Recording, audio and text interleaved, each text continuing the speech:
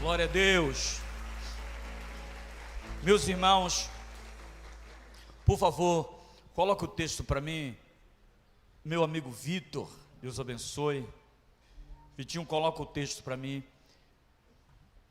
Livro de Jeremias, profeta Jeremias, capítulo de número 20 e versículo de número 9, diz assim: mas se eu digo, não mencionarei, nem mais falarei em seu nome. É como se um fogo ardesse no meu coração, retido nos meus ossos. Estou exausto, tentando contê-lo, não posso mais. Aleluia. Obrigado, Jesus. Essa é a tua palavra, e a tua palavra é viva e eficaz. Ela é mais penetrante do que espada de 2 gumes, penetra na divisão da alma, espírito, juntas e medulas, e ela é apta para discernir os pensamentos e intenções do coração. O salmista disse: escondi a tua palavra no meu coração para não pecar contra ti. E é isso que nós queremos fazer nesta manhã deste dia, esse dia tão especial, meu bondoso Deus, onde que tantas coisas boas aconteceram e vão acontecer até o término deste culto. Celebramos o teu nome, Pai, bendizemos o teu nome, porque a alegria do Senhor é a nossa força. Me permita ser instrumento do Senhor mais uma vez. Durante o mês de abril, muitos profetas e profetisas subiram este altar para ministrar a tua palavra, Pai, e hoje o Senhor me dá mais esse privilégio. Nem tantas pessoas, ou nem todo mundo, tem esse mesmo privilégio de ser um porta-voz, um arauto, um dispenseiro, um mordomo de tua seara. Então eu quero te agradecer. Gratidão é a palavra que me define, Pai, por tudo que o Senhor tem feito, por tudo que o Senhor tem realizado na vida dos meus, de minha família e dessa igreja linda, Senhor. Te agradecemos pela vida dos meus irmãos que vem acompanhando os nossos amados que vão descer as águas do batismo, e que essa palavra fale de maneira poderosa e autêntica ao coração dessa igreja, Senhor amado, trazendo uma mudança, Senhor, de vida para a glória e louvor do teu santo nome. Assim nós te pedimos e te agradecemos no nome santo de Jesus. Amém. Meus amados irmãos, durante esse tempo, ou precisamente essa semana, o Senhor ministrou muito ao meu coração sobre esse texto especificamente, o texto de Jeremias, capítulo de número 20 e o versículo de número 9. Mas se você quiser fazer a leitura toda extensa do capítulo, vai ser muito mais compreensível ainda. Esse texto isolado, o versículo isolado, talvez você não tenha noção do que o profeta Jeremias está dizendo. Mas antes de adentrar, melhor dizendo, no texto e fazer uma exegese, fazer uma interpretação para que todos possam ter a compreensão da palavra de Deus, eu quero falar um pouco do profeta Jeremias. O profeta Jeremias, ele exerceu sua missão profética entre o ano 625 e 685 a.C. Ele profetizou durante o período conturbado que viveu o reino do sul, que era composto por Judá, quando foi invadido pelos babilônios. Portanto, ele presenciou a derrocada do reino do sul. Seu pai, Elcias, era sacerdote, provavelmente da descendência de Abiatar, que era sacerdote de Davi. Durante o reinado do rei Josias, Deus chamou Jeremias, explicou a ele que havia sido preordenado a ser profeta para as nações do mundo e pregar arrependimento ao reino de Judá. Ao sul, o povo havia rejeitado o Senhor e estava adorando outros deuses. O profeta nos ensina que a aliança entre Deus e Israel não se faz com que o povo de Deus seja invencível. Se eles não cumprem a parte deles na aliança, e não der ouvidos à voz da palavra do Senhor, eles perdem o cuidado e a proteção do Deus Todo-Poderoso. Então, para definir, o profeta Jeremias foi um homem extremamente corajoso, que sempre fez a vontade de Deus e que sofreu profundamente em virtude disso. Porém, Jeremias se mantinha firme, apesar de toda a oposição e perseguição, pois fazia a vontade de Deus e nunca fez a vontade do povo. Eu dei um tema para esse momento de reflexão em nossas vidas, e o tema é incontrolável. Repita comigo no 3, 1, 2, 3. Primeiro, queridos, no texto introdutório, todo mês de maio, vamos abordar sobre os dons do Espírito Santo.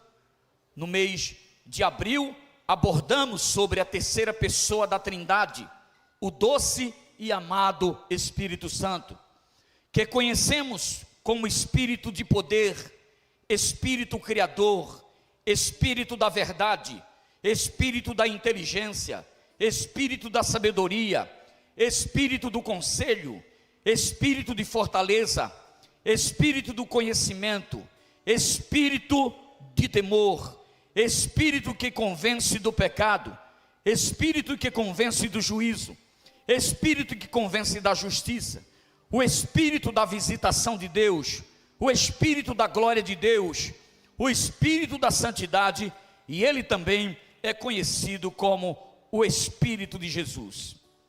A verdade é essa, amada Igreja Bíblica Ágape, e diletos amigos que se encontram nesta manhã, e aqueles que se encontram também via internet no nosso campus online, que é impossível ter uma vida vitoriosa em Deus, se você não experimentar uma vida plena e abundante no Espírito Santo. Eu vou repetir, é impossível ter uma vida vitoriosa em Deus, se você não experimentar, eu vou colocar aqui, queridos, se nós não experimentarmos uma vida plena e abundante no Espírito Santo de Deus. Ter uma vida abundante não é dom, e nem merecimento, nem meu e nem seu. Ter uma vida abundante é exclusivo da graça e da soberania de Deus, exclusivo da graça e da soberania, mas também de sua entrega total e sua dedicação ao doce, amado Espírito Santo. Quanto mais conhecemos e prosseguimos em conhecer ao Senhor, como disse o profeta Oséias, vamos experimentar uma vida extraordinária em Deus. Sendo assim, eu te garanto que você será possuído pelos céus, que é o seu lugar de origem e é o seu destino final. O Espírito Santo não é um vento, como diz as testemunhas de Jeová. O Espírito Santo não é a força ativa de Deus, como afirma as testemunhas de Jeová. E nem tampouco o Espírito Santo é uma energia de Deus impulsionadora, nenhuma pomba. O Espírito Santo não é fogo, o Espírito Santo não é vento ou qualquer outra coisa parecida. Ele é a terceira pessoa da Trindade, e eu posso dizer que o Espírito Santo é o próprio Deus. Só por causa disso você deveria dar uma glória a Deus bem alto e aplaudir o nome de Jesus.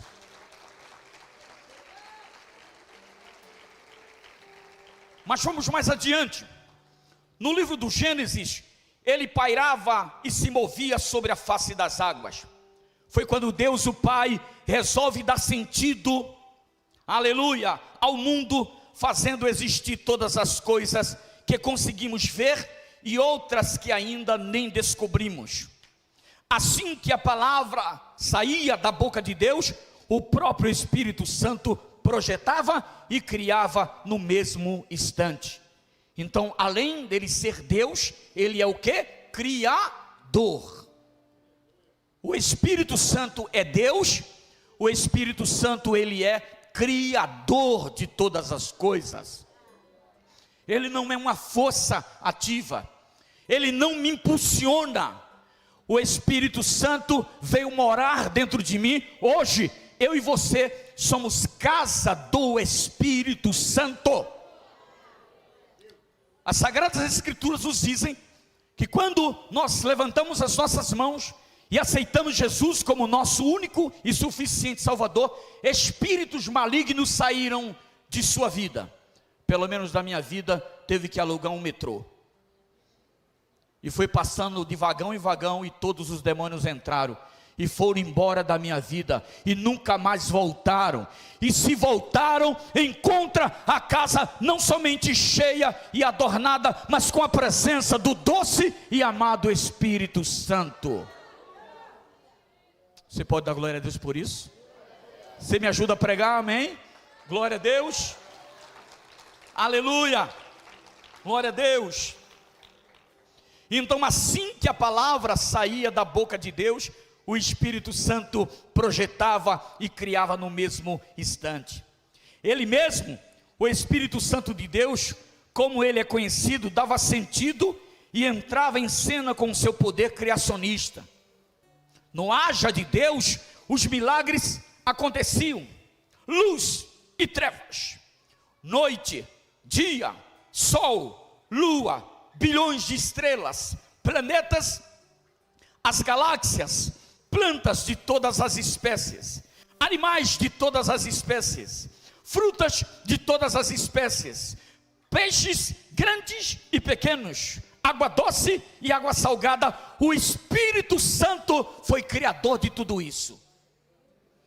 Quando haja da palavra de Deus saía de sua boca, o Espírito Santo criava.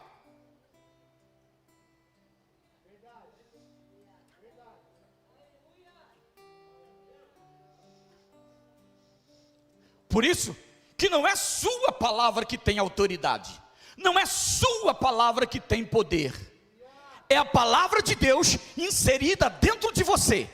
Quando você é impulsionado pelo Espírito a falar a palavra de Deus, o Espírito Santo cria automaticamente.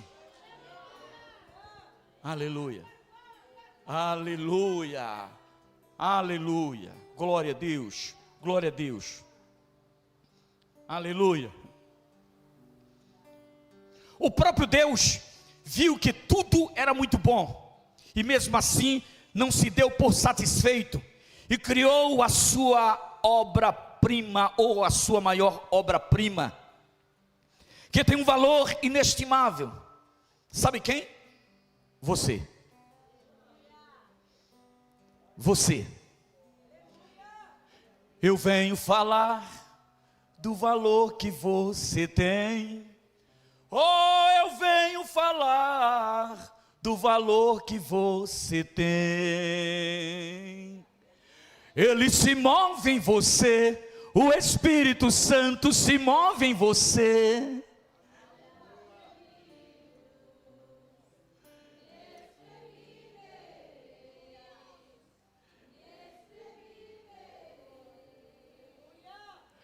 Daí você pode então perceber. Por isso, exalte ao Senhor, você tem o valor.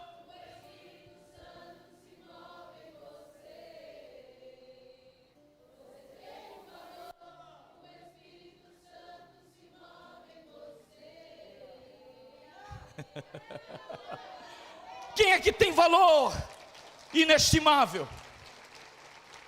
Os querubins, os serafins, os arcanjos, anjos, muito mais valiosos do que os quadros de Leonardo da Vinci, ou qualquer outra fortuna que os bilionários podem ter. Ele resolve convidar a Trindade para participar da maior obra-prima de sua criação. Ele pegou 30% de lama, ele pegou 30% de barro, ele pegou 30% de pó e jogou 70% de água, formou um boneco mole.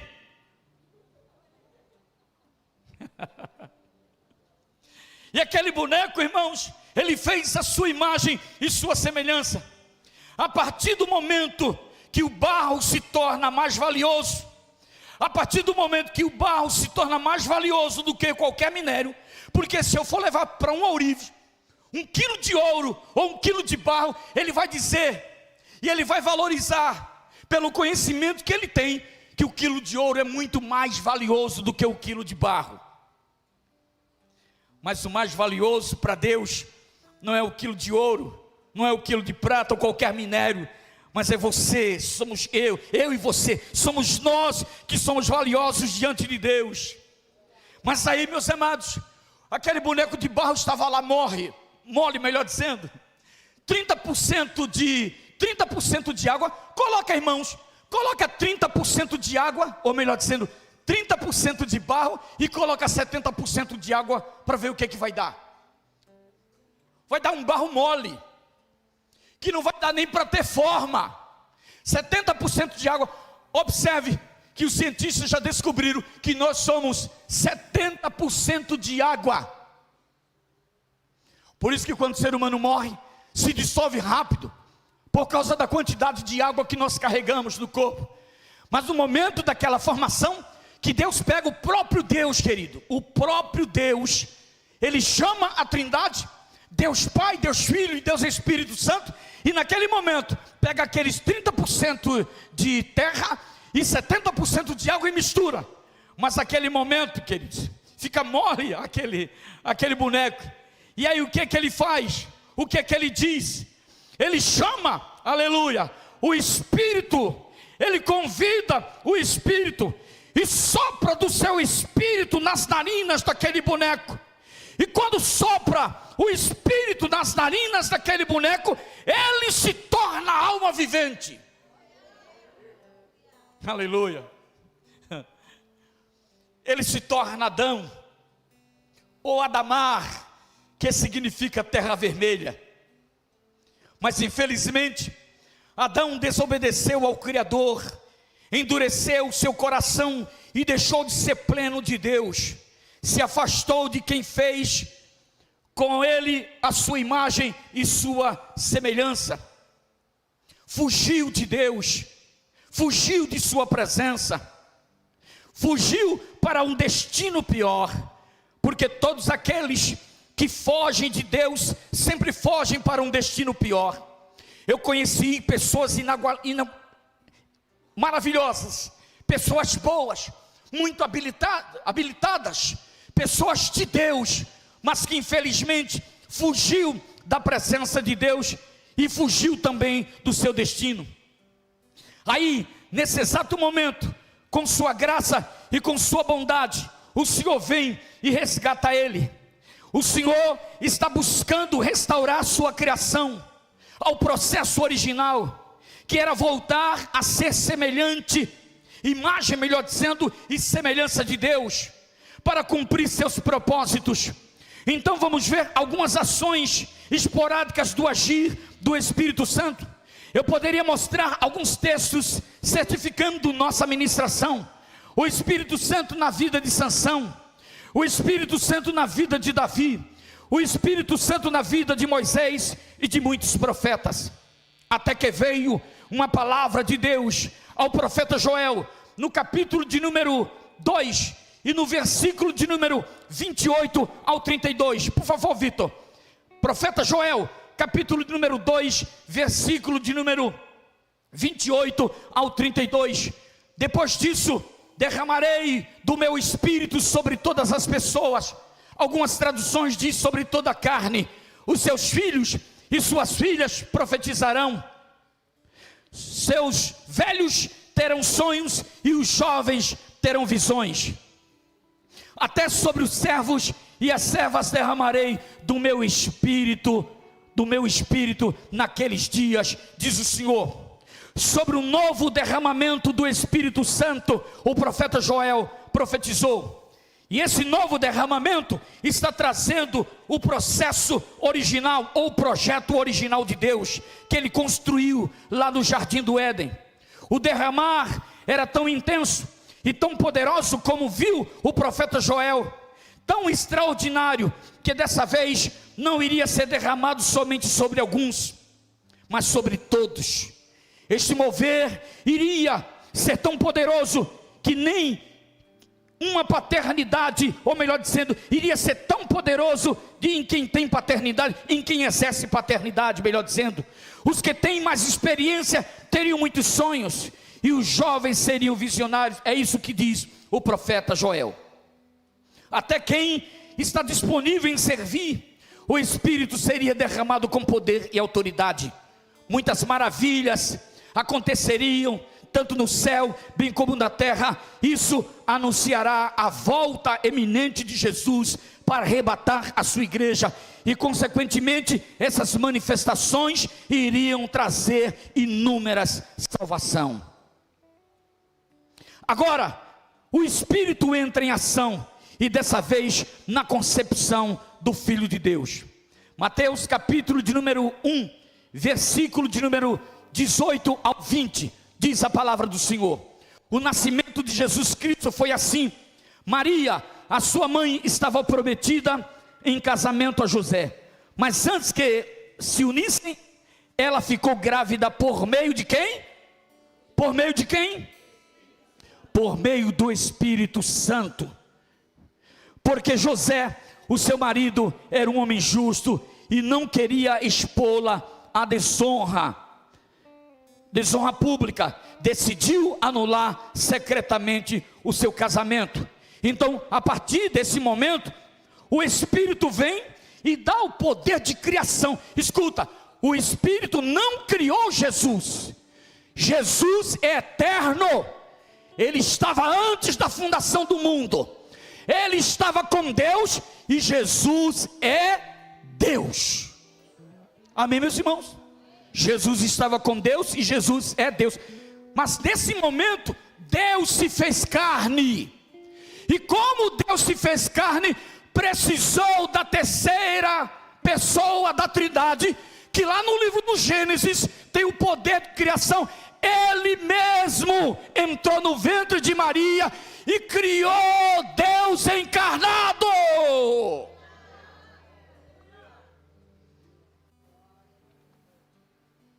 O homem, Jesus, foi criado aqui. O Espírito Santo gerou Jesus. Deus veio e encarnou-se. Aleluia. Sabe por que Deus encarnou? Deus encarnou para sentir as mesmas dores que eu sinto. Deus encarnou para sentir as mesmas aflições que eu sinto. Deus encarnou para olhar a vida humana e interceder por nós, aleluia, diante do Pai. Foi por isso que Deus encarnou, foi por isso que Jesus veio, para a glória do seu próprio nome. Então, o Espírito Santo criou, aleluia, fez a obra-prima da criação do Deus encarnado. Mas chegou também a plenitude dos tempos. Gálatas capítulo de número 4, versículo de número 4 ao 7, diz assim, por favor, Vitor. Quando, porém, chegou a plenitude do tempo, Deus enviou seu Filho, nascido de mulher, nascido debaixo da lei, a fim de redimir os que estavam sob a lei, para que recebêssemos a adoção de filho. O que é que você é agora? Filho. Você é o quê? Você é o quê? O que é que você é? Então você não é um depressivo, você não tem essa doença, você é filho. Você não tem diabetes, você não tem problema de coração. Não traga palavras que Deus não criou para você, porque a criação de Deus foi estabelecer a sua vida e foi para que você fosse filho. Quem é filho de Deus aí? Quem é filho de Deus? Quem é filho de Deus? Aleluia. Porque vocês são o quê? Filhos. Deus enviou o Espírito do seu Filho ao coração de vocês. A plenitude do tempo veio. Jesus encarnado veio. Aleluia, doou a sua vida lá na cruz do Calvário, para que eu e você tivéssemos vida. E onde é que Ele está agora? Aqui dentro. Bate comigo assim, fala assim, aqui dentro. Diga: o Espírito Santo. Mais forte. Diga: Espírito Santo, tu estás aqui dentro, dentro da minha vida, dentro do meu viver, esta é tua casa, Espírito Santo. Deus enviou o Espírito do seu Filho ao coração de vocês, e Ele clama. Quem é que clama? O Espírito que vocês têm. O Espírito Santo faz o quê? Clama: Abba. Essa palavra Abba, Pai, querido, clama: meu paizinho. Não, meu pai não, é meu paizinho. Então ele não é seu Deus, ele é seu pai. Muito mais, ele é seu paizinho. Aleluia. Então vamos lá. Chegou a plenitude dos tempos. E o que é a plenitude dos tempos, bispo? A plenitude dos tempos será quando todas as coisas que estão em Cristo Jesus, seja no céu ou na terra, serão reunidas nele. É quando todas as coisas serão reunidas em Cristo. Por isso que Paulo escreve dizendo assim, que o mundo aguarda a manifestação dos filhos de Deus. O mundo aguarda o quê? Aguarda o quê? A manifestação dos filhos de Deus.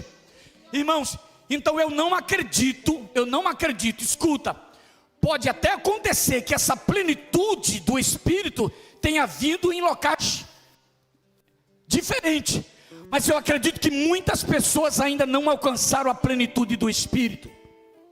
Por quê? Porque a plenitude do Espírito veio para convergir, veio para mostrar para o mundo que aqui tem uma igreja, que aqui tem um povo lavado e remido pelo sangue do Cordeiro de Deus, que está pronto a qualquer momento para partir para a eternidade, porque a minha origem é o céu e o meu lugar é a eternidade.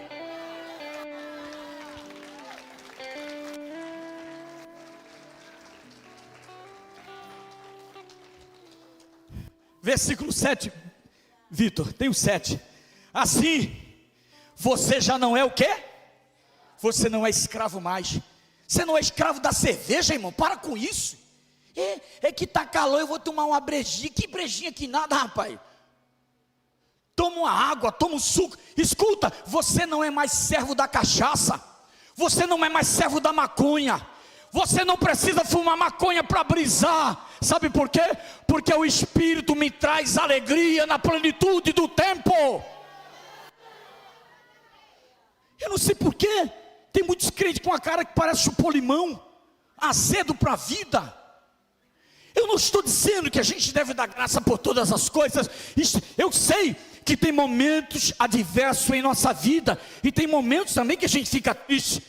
Nós até, irmãos, ficamos tristes, mas a gente não permanece triste. Sabe por quê? Porque a plenitude do Espírito está em nossa vida. Aleluia. Assim, você já não é escravo, mas o quê? Filho. E por ser filho, Deus também o fez.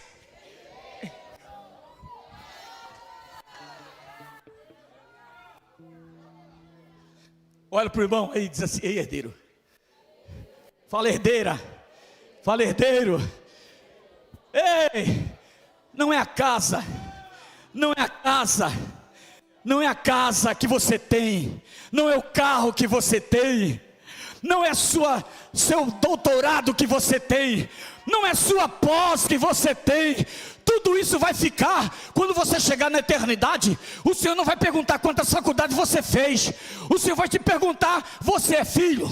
Aí você diz sim. Então entra para receber da herança que eu preparei. Uau, me ajuda aí, irmão. Faz mais forte, faz barulho.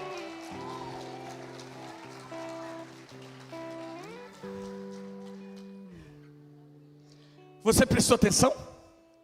Aqui no final, Deus te fez. Então você não era. uma cebosa. Tinha demônio até no fio do cabelo.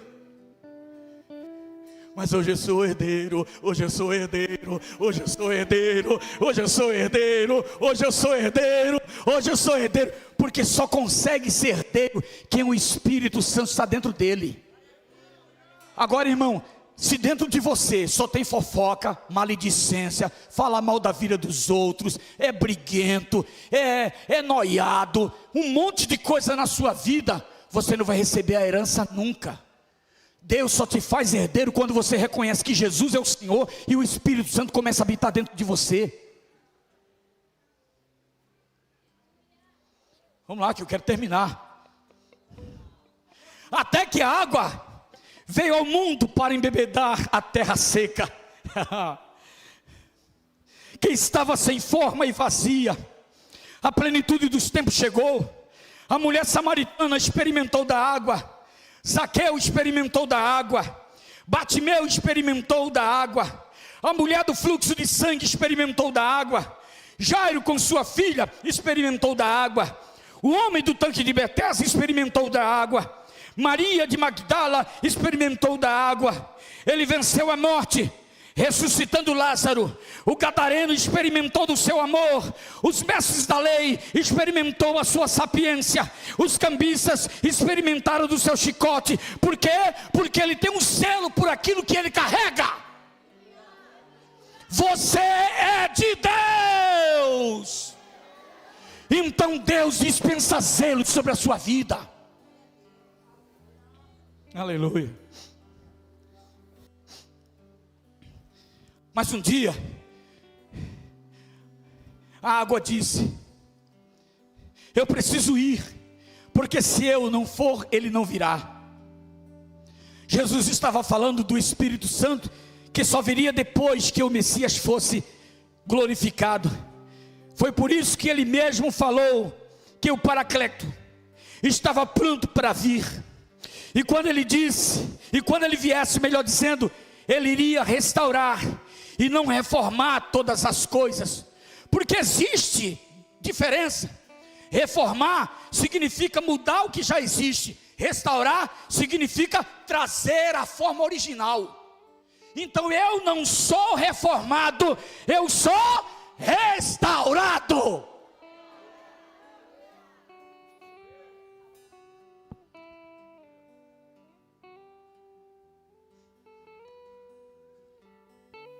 Eu vejo um monte de gente, irmão, nas igrejas, as igrejas reformadas. Eu sou reformado, eu sou reformado. A minha igreja é reformada. Eu sou reformado desde Lutero. Eu sou reformado desde Calvino. Eu sou reformado desde... Eu não sou reformado de Calvino, e nem de Armínio, e nem de Severino. Eu sou restaurado pela presença de Jesus. Sabe por quê? Porque a plenitude dos tempos chegou. Deus não me fez filhos porque não me fez filho porque eu sou presbiteriano, ou da igreja bíblica Ágape, ou da igreja católica, ou da igreja anglicana. Deus me fez filho porque um dia eu reconheci que Jesus é Senhor absoluto da minha vida.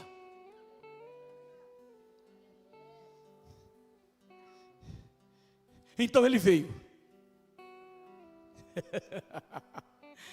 Então ele veio. Atos 2, 1 ao 4. Ele veio. Quando chegou o dia de Pentecostes, estavam todos reunidos em um só lugar. De repente, veio do céu. Veio o que do céu? Veio o que do céu? Então não me enchem meus pacovar. Essa igreja faz muito barulho, então vai morar no cemitério. Cemitério é lugar de silêncio, irmão. Mas lugar onde que o Espírito de Deus está, tem barulho.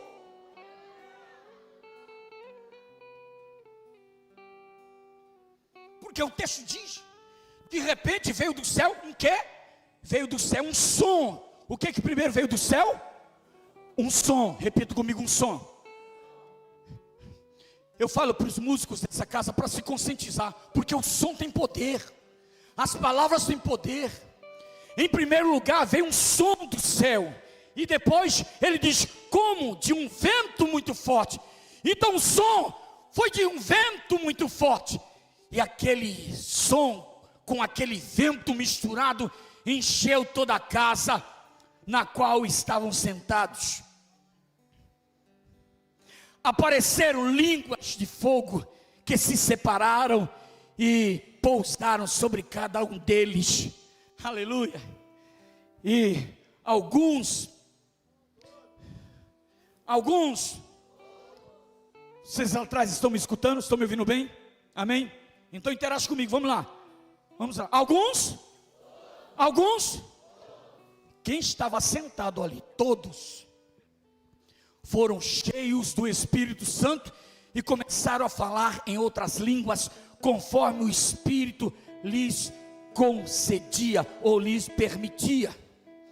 Algumas coisas inquietou os céus. Jesus subiu, o Espírito Santo veio, ele desceu, com a promessa de regeneração para nos tornar original. O Espírito Santo não quer restaurar, ele não quer reformar, melhor dizendo, ele quer restaurar. A plenitude dos tempos chegou. O Espírito Santo quer restaurar a tua forma original. Eu vou repetir isso. O Espírito Santo quer restaurar a tua forma original. O Espírito Santo quer restaurar a tua forma original. Queridos, os céus e a terra se alinharam. Uma atmosfera sobrenatural de milagres está sobre todos aqueles que desejam e anseiam por esse kairós de Deus. O Espírito Santo veio sobre 120 pessoas, estavam naquele cenáculo, e todos foram cheios e transbordantes. Os dons vieram sobre a igreja, como bem disse Joel. A salvação chegou ao coração dos filhos, que foram chamados por seu decreto. Compungidos, entregaram suas vidas a Cristo na manifestação da doce presença do Espírito. A igreja não se conteve. As ruas de toda a cidade só se ouviam falar desses acontecimentos. Pedro, ousado e cheio do Espírito, explicou o que estava acontecendo naquele lugar. Ninguém entregou uma literatura de evangelização. Não tinha ministério de dança. Não tinha ministério de louvor. Não tinha pregador e nem cantor famosinho que cobra cachê altíssimo. Não tinha ministério de intercessão. Não tinha conecte. Não tinha guardiões. Não tinha os milhões, ou melhor dizendo, as melhores caixas de som. Não tinha a melhor mesa de som. Não tinha jogo de luzes. E tudo aconteceu de maneira esplendorosa. Deus não precisa de nada disso para Ele manifestar a presença dEle. Porque quando Ele quer manifestar a presença dEle, Ele faz dentro de um piscar de olhos. E eu não estou dizendo que não seja relevante ter tudo isso. É importante. Som, música, louvor, tudo é importante. Mas Deus não se manifestou através disso. Porque Deus não se manifesta através de algo que se faz. Deus se manifesta através daquilo que Ele é. E Ele é Deus. Ele é Deus. Ele é Deus. Ele é Deus. Ele é Deus e Ele faz como Ele.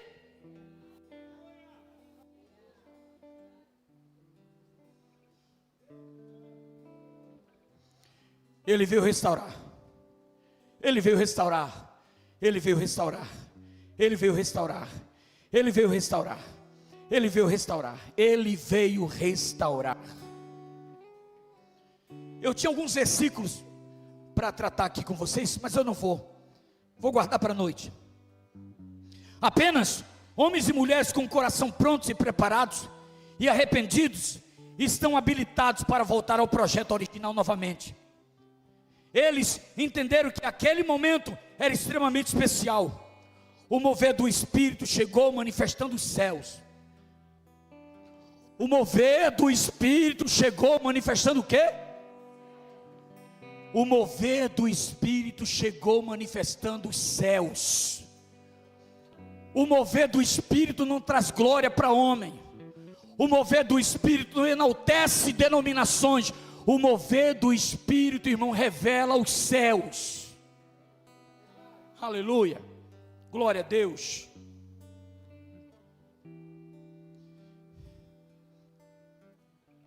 Para a gente concluir, eu quero concluir com essa palavra profética, com um texto que serviu como fonte de inspiração para nós. Jeremias 29, capítulo 20, versículo 9. Profeticamente, já estamos nos domínios dos dons espirituais. A palavra dom no grego é charisma ou carisma. É presente que é dado a alguém, não por meritocracia ou que alguém mereça. Os dons pelos quais estamos falando são dons do Espírito Santo para edificação do corpo de Cristo. Palavra de sabedoria, palavra de conhecimento, dom da fé, dons de cura, dons de operar milagres, dom de profecia, discernimento de espíritos, variedades de línguas e interpretação de línguas. Quando fiz a leitura de Jeremias capítulo 20 e fui fazer a exegese do texto, ele estava passando por momentos de grandes aflições em seu ministério profético.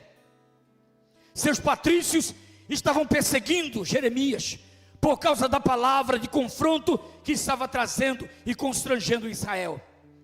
Era um tempo de muita desobediência do povo, principalmente o povo de Deus, mas também era um tempo de forja de Deus para Jeremias, especialmente nos versículos que acabamos de ler.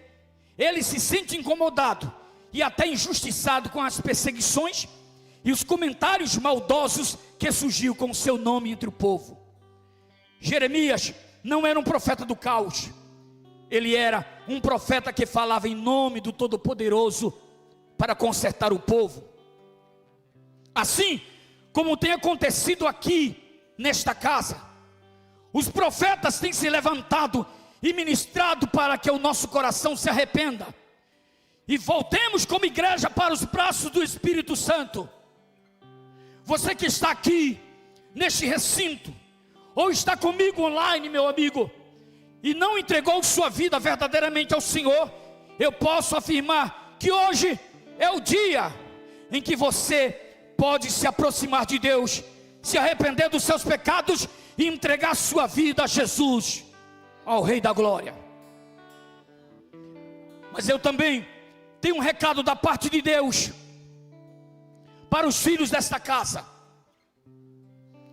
Chegou a hora de parar de viver no pecado, crente.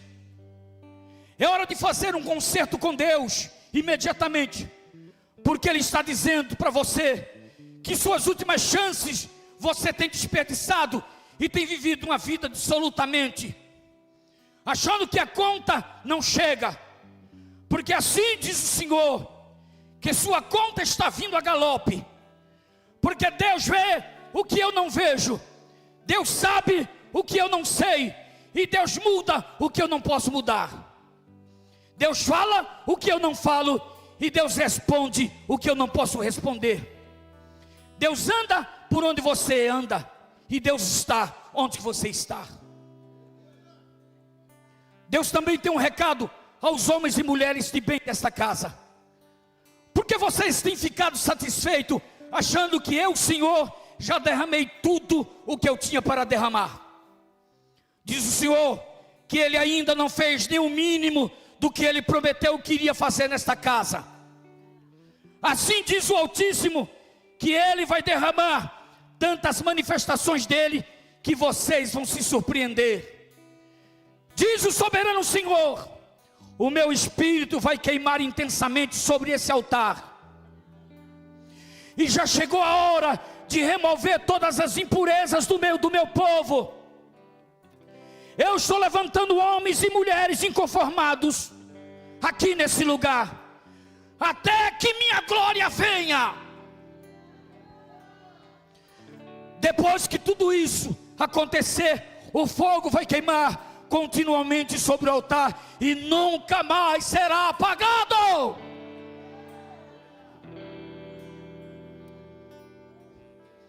Jeremias passou por experiências em que um fogo queimava constantemente dentro dele. Está no versículo 9. Ele até tentou resistir. Ele estava exausto de tanto lutar contra o chamado de Deus. Tentou conter o fogo de Deus dentro dele. Eu ainda quero ser boca de Deus e quero te falar. Você que está resistindo a Deus, está tentando viver sem Deus, está tentando fazer as coisas sem Deus, está tentando entrar em relacionamento sem Deus, tentando viver um casamento sem Deus, tentando uma promoção sem Deus, tentando fazer tudo sem Deus. Ao invés de resistir ao diabo, você está dando lugar para ele. Vigia, meu irmão. Está tentando apagar o fogo que você carrega. Resistir ao Espírito Santo vai te deixar exausto e exaurido, como disse Jeremias. Quer receber seu destino em Deus? Pare de lutar contra Deus esta manhã, porque Ele te escolheu antes da fundação do mundo,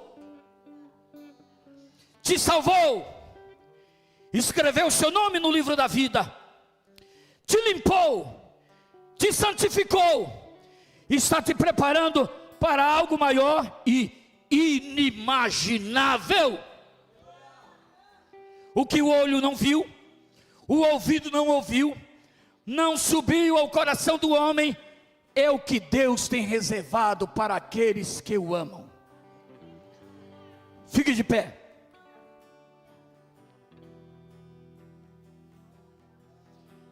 Mas, se eu digo, não mencionarei, nem mais falarei em meu nome, em seu nome.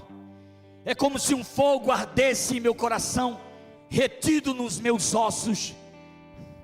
Estou exausto tentando contê-lo e não posso mais. Jeremias disse, depois de todas as lutas, depois de todas as aflições, depois de todas as dores, ele disse: eu sei, eu não vou mais mencionar o teu nome. Ele está dizendo: não falarei mais de tua palavra. Talvez você disse, eu não te servirei mais. Ou você não tem servido a Deus com a mesma alegria que você estava vivendo. Mas aí Jeremias disse: é com um fogo, aleluia, é como se um fogo ardesse dentro do meu coração. Porque quem foi fisgado por Deus um dia, nunca mais escapa dele. Aleluia. É como se um fogo ardesse em meu coração, retido nos meus ossos. Escuta, eu estou exausto, eu estou tentando contê-lo, mas não posso mais. Por isso que o tema dessa ministração é incontrolável. Sabe, irmãos, esse mês que passou foi o mês do Espírito Santo. Mas eu vejo tanta gente controlando o Espírito Santo. Não, não, mas como aí vai atrás, presta atenção, vai atrás de regras e cartilhas de homens.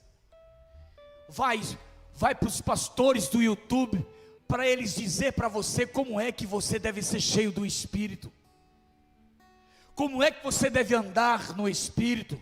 Vai para a palavra, olha a palavra. Olha o que o Espírito Santo era capaz de fazer na vida das pessoas. Até que um dia, o próprio profeta disse: eu não vou falar mais. É muita injustiça comigo. Mas depois ele reconhece: tem um fogo ardendo em meu peito. Tem um fogo ardendo em meu peito. Volta novamente, Vitinho. Tem um fogo ardendo em meu coração. Aleluia. Tem um fogo ardendo dentro de mim. E esse fogo está incontrolável. Escuta, eu quero te orientar, eu quero orientar essa igreja. Não seja moldado por pensamentos de homens. O Espírito Santo quer entrar em sua vida, ou já entrou, mas Ele quer manifestar a sua glória do jeito dEle. Não é você e nenhuma denominação teológica que tenta moldar e colocar cabresto, melhor dizendo, no Espírito Santo. Ele é Deus e Ele faz como Ele quer.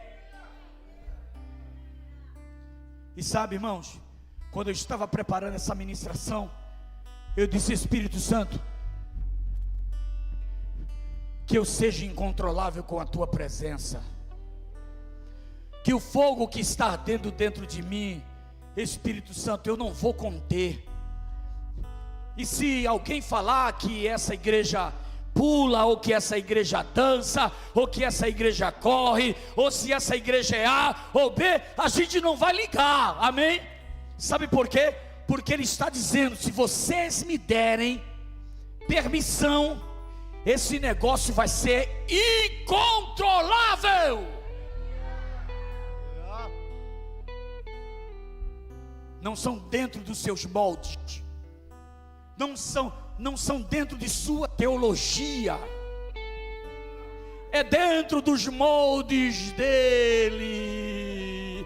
Aqui, aleluia, um fogo ardendo em meu coração. Eu estou exausto. É por isso que você anda triste, crente. É por isso que você é inconstante na igreja. Você não percebeu? Sabe por quê? A sua inconstância é porque o fogo ainda está retido dentro de você.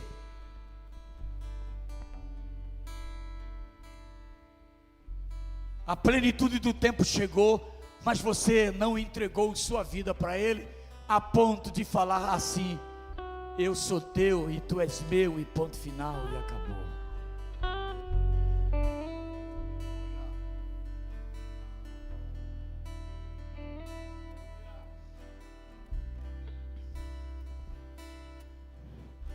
Quero convidar os introdutores à ceia para cá, por favor.